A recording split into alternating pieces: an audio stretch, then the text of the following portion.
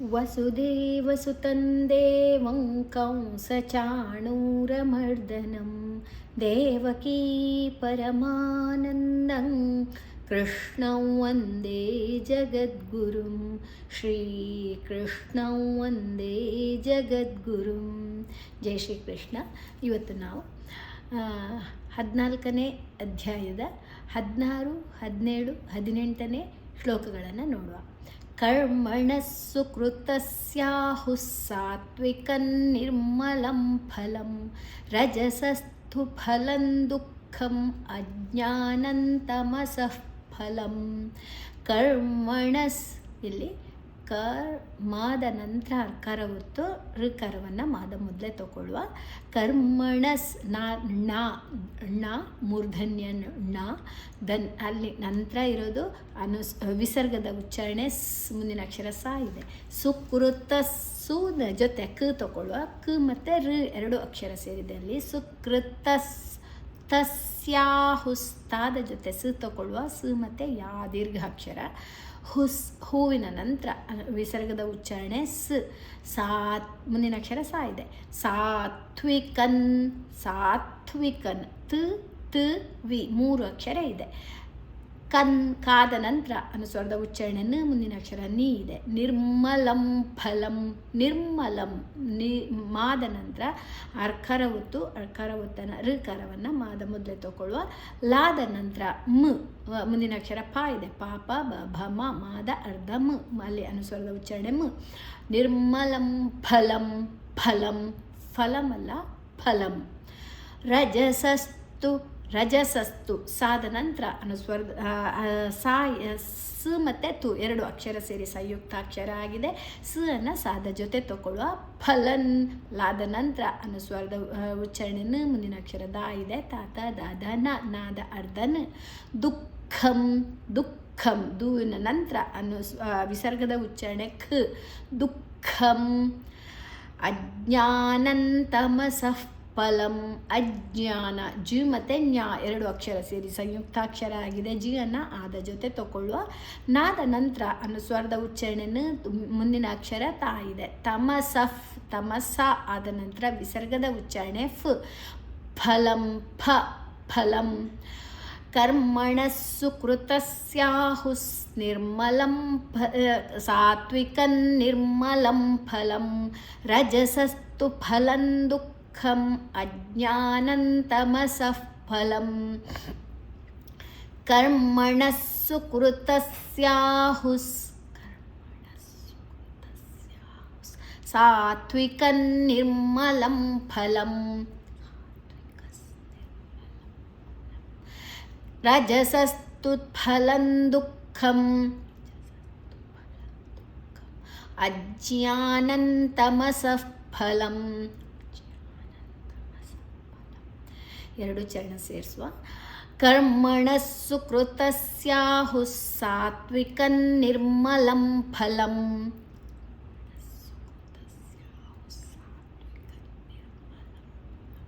ರಜಸಸ್ತು ಫಲಂ ದುಃಖಂ ಅಜ್ಞಾನಂ ತಮಸಃ ಫಲಂ.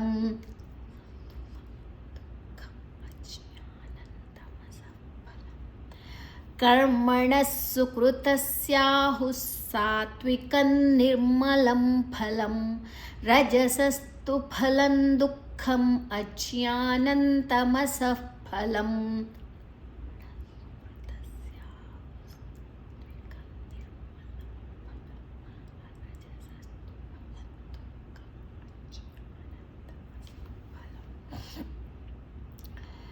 ಹದಿನೇಳನೇ ಶ್ಲೋಕ.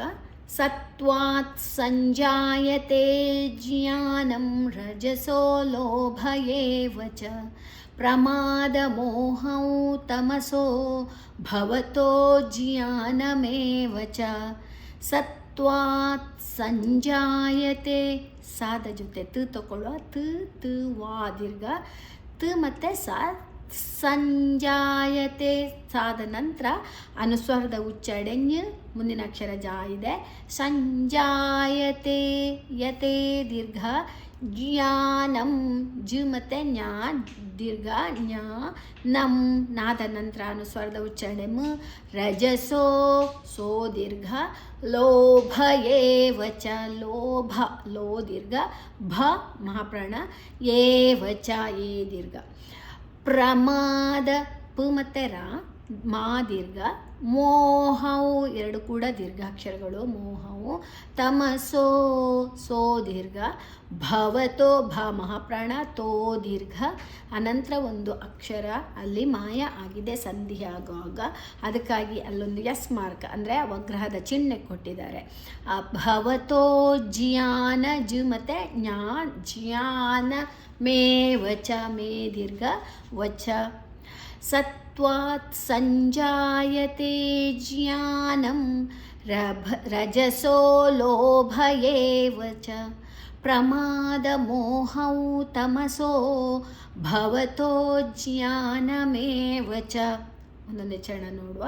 ಸತ್ವಾತ್ ಸಂಜಾಯತೆ ಜ್ಞಾನಂ ರಜಸೋ ಲೋಭ ಏವ ಚ. ಪ್ರಮಾದ ಮೋಹೌ ತಮಸೋ ಭವತೋ ಜ್ಞಾನಮೇವ ಚ. ಸತ್ವಾತ್ ಸಂಜಾಯತೆ ಜ್ಞಾನಂ ರಜಸೋ ಲೋಭ ಏವ ಚ.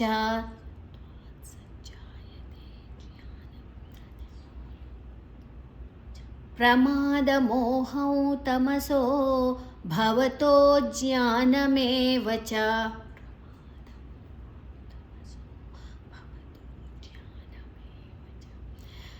ಈಗ 4 ಚರಣ ನೋಡುವ. ಸತ್ವಾತ್ ಸಂಜಾಯತೆ ಜ್ಞಾನಂ ರಜಸೋ ಲೋಭ ಏವ ಚ. ಪ್ರಮಾದ ಮೋಹೌ ತಮಸೋ ಭವತೋ ಜ್ಞಾನಮೇವ ಚ.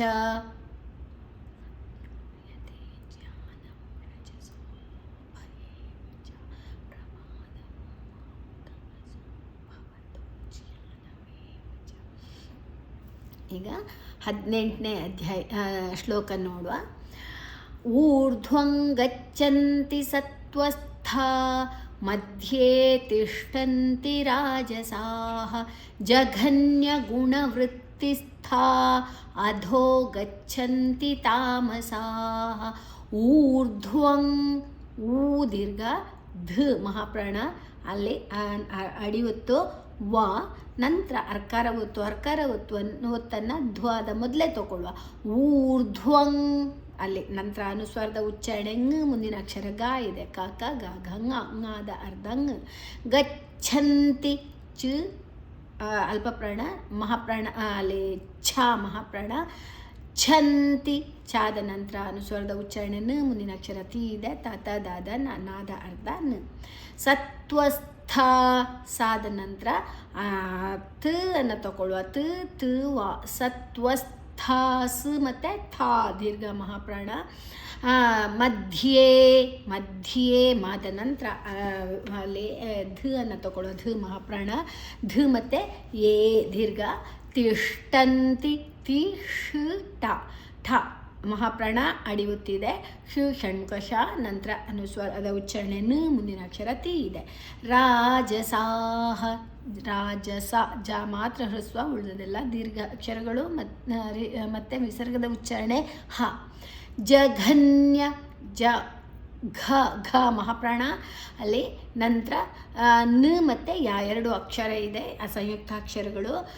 ನ ಅನ್ನು ಘದ ಜೊತೆ ತಗೊಳ್ಳುವ. ಜಘನ್ಯ ಗುಣ ವೃತ್ತಿಸ್ತಾ ವ ಮತ್ತು ರ ಥಿ ತ ಈ ಥಿ ಸ್ಥಾ ಸ ಅನ್ನು ತಿ ಜೊತೆ ತಗೊಳ್ಳುವ. ಥಾ ದೀರ್ಘ. ಅಧೋ ಧೋ ಮಹಾಪ್ರಾಣ ದೀರ್ಘಾಕ್ಷರ. ಗಚ್ಚಂತಿ ಛ ಅನ್ನು ಗಾದ ಜೊತೆ ತಗೊಳ್ಳುವ. ಛ ಮಹಾಪ್ರಾಣ ಅಡಿಯುತ್ತಿದೆ ಅಲ್ಲಿ. ಗಚ್ಚಂತಿ ನಂತರ ಅನುಸ್ವರದ ಉಚ್ಚಾರಣೆಯನ್ನು ಮುಂದಿನ ಅಕ್ಷರ ತಿ ಇದೆ. ತಾಮಸಾಹ ತಾಮಸಾಹ ಮಾತ್ರ ಹ್ರಸ್ವ, ಮತ್ತು ಉಳಿದೆಲ್ಲ ದೀರ್ಘಾಕ್ಷರಗಳು. ಸಾಹ ಗಚ್ಚಂತಿ ಮಹಾಪ್ರಾಣ ಮತ್ತು ಅಲ್ಪಪ್ರಾಣ ಅಲ್ಲಿ ಛ ಮಹಾಪ್ರಾಣ. ಓಕೆ. ಊರ್ಧ್ವಂ ಗಚ್ಚಂತಿ ಸತ್ವಸ್ಥಾ ಮಧ್ಯೆ ತಿಷ್ಠಂತಿ ರಾಜಸಾಃ ಜಘನ್ಯಗುಣವೃತ್ತಿಸ್ಥಾ ಅಧೋ ಗಚ್ಚಂತಿ ತಾಮಸಾಃ. ಓಕೆ, ಒಂದೊಂದೇ ಚರಣ ತಗೊಳ್ಳುವ. ಊರ್ಧ್ವಂ ಗಚ್ಚಂತಿ ಸತ್ವಸ್ಥಾ ಮಧ್ಯೆ ತಿಷ್ಠಂತಿ ರಾಜಸಾಃ ಜಘನ್ಯಗುಣವೃತ್ತಿಸ್ಥಾ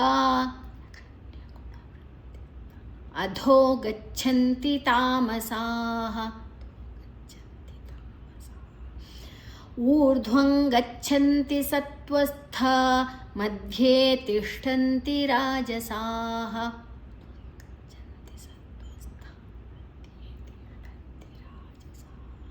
ಜಘನ್ಯಗುಣವೃತ್ತಿಸ್ಥಾ ಅಧೋ ಗಚ್ಚಂತಿ ತಾಮಸಾಃ.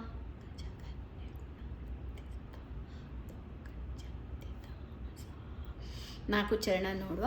ಊರ್ಧ್ವಂ ಗಚ್ಚಂತಿ ಸತ್ವಸ್ಥಾ ಮಧ್ಯೆ ತಿಷ್ಠಂತಿ ರಾಜಸಾಃ ಜಘನ್ಯಗುಣವೃತ್ತಿಸ್ಥಾ ಅಧೋ ಗಚ್ಚಂತಿ ತಾಮಸಾಃ.